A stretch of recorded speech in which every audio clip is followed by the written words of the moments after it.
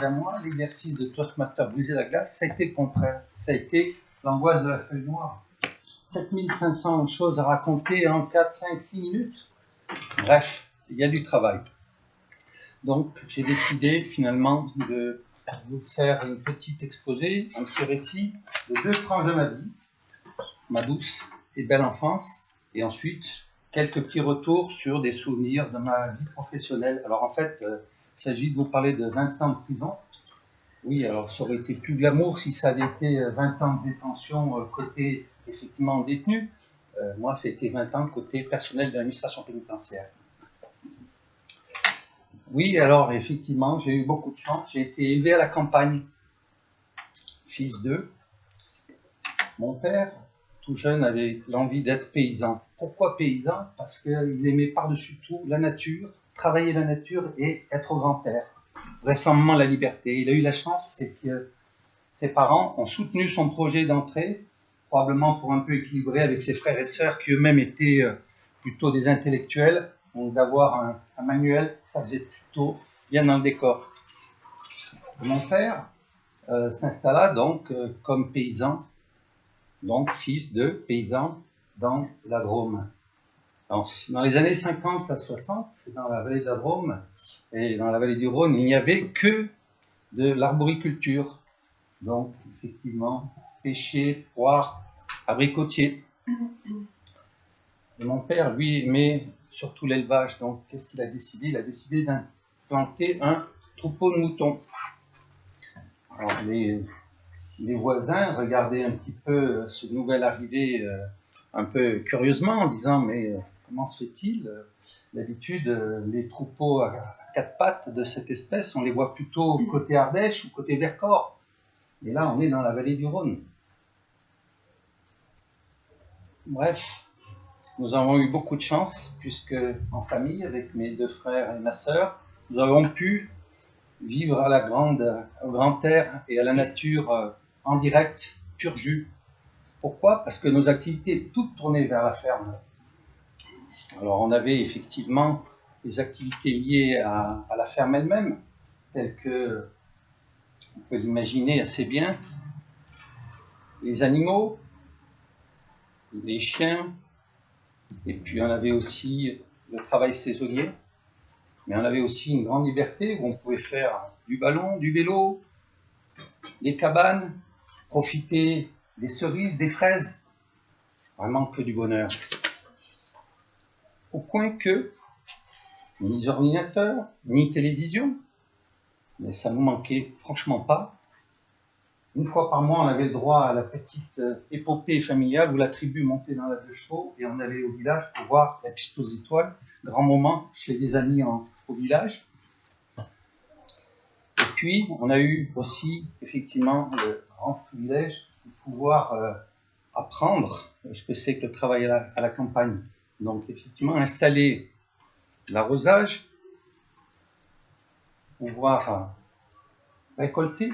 Ça, c'est un travail assez exceptionnel que celui de la récolte, même si, effectivement, la plus sévère est certainement la récolte de l'ail, dans la mesure où ça se fait au mois de juillet, période très chaude, et où la terre est basse. Mais ce sont essentiellement des bons souvenirs, avec peut-être le plus fier d'entre tous, c'était celui de pouvoir être presque des accoucheurs vétérinaires en herbe, lorsqu'effectivement l'agnelage du troupeau avec 350 brebis faisait forcément beaucoup de travail, à la fois la nuit, à la fois le jour, puisque les bêtes ne choisissent pas le moment où elles mettent bas.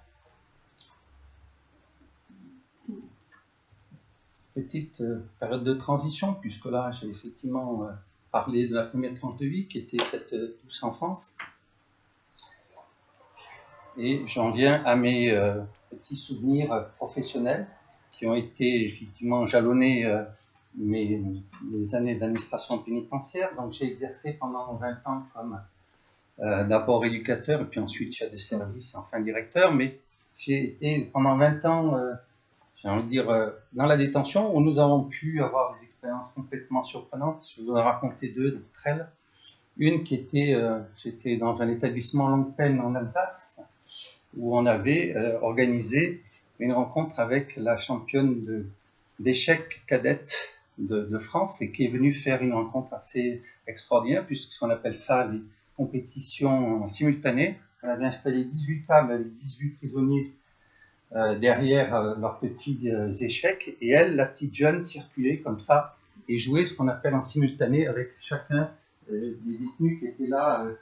Effectivement, elle passait d'une table à l'autre, chacun réfléchissait à ses coups, elle passait à celle de côté, et si tous ont pu avancer, pion, fou, cavalier, la reine de la soirée, ça a été notre invitée, puisqu'elle a réussi à réclamer 17 détenus pour concéder un seul nul sur le meilleur d'entre eux, forcément. Second souvenir, c'est celui de l'accompagnement d'un détenu longue peine qui avait fait 16 ans de détention et à qui on avait offert la possibilité d'avoir une permission, ce qu'on appelait une première permission oxygénation.